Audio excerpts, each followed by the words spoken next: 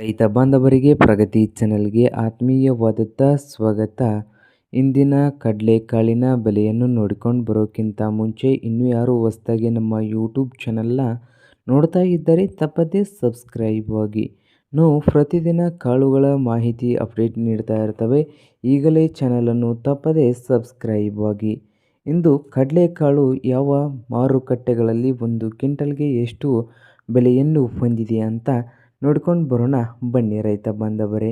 ಇಂದು ಮೊದಲನೇದಾಗಿ ನೋಡ್ಬೋದು, ಬಾಗಲಕೋಟೆಯಲ್ಲಿ ಒಂದು ಕ್ವಿಂಟಲ್ ಕಡಲೆಕಾಳಿಗೆ 5,200ದಿಂದ 6,000 ರೂಪಾಯಿ, 5,200ದಿಂದ 6,000 ರೂಪಾಯಿವರೆಗೆ ಒಂದು ಕ್ವಿಂಟಲ್ಗೆ ಕಡಲೆಕಾಳಿನ ಬೆಲೆಯನ್ನು ಹೊಂದಿದೆ ಬಾಗಲಕೋಟೆಯಲ್ಲಿ. ಹಾಗೆ ನೋಡೋದಾದರೆ ವಿಜಯಪುರದಲ್ಲಿ ಒಂದು ಕ್ವಿಂಟಲ್ಗೆ ರೇಟ್ ನೋಡೋದಾದರೆ 5,250 ರೂಪಾಯಿದಿಂದ 6,300 ರೂಪಾಯಿ, 6,300 ರೂಪಾಯಿವರೆಗೆ ವಿಜಯಪುರದಲ್ಲಿ.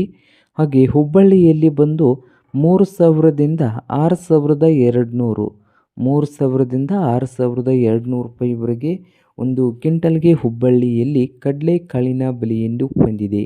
ಹಾಗೆ ಸೊಲ್ಲಾಪುರದಲ್ಲಿ 5,600ದಿಂದ 5,800, 5,600ದಿಂದ 5,800 ರೂಪಾಯಿವರೆಗೆ ಸೊಲ್ಲಾಪುರದಲ್ಲಿ ಒಂದು ಕ್ವಿಂಟಲ್ ಕಡಲೆಕಾಳಿನ ಬೆಲೆಯನ್ನು ಹೊಂದಿದೆ.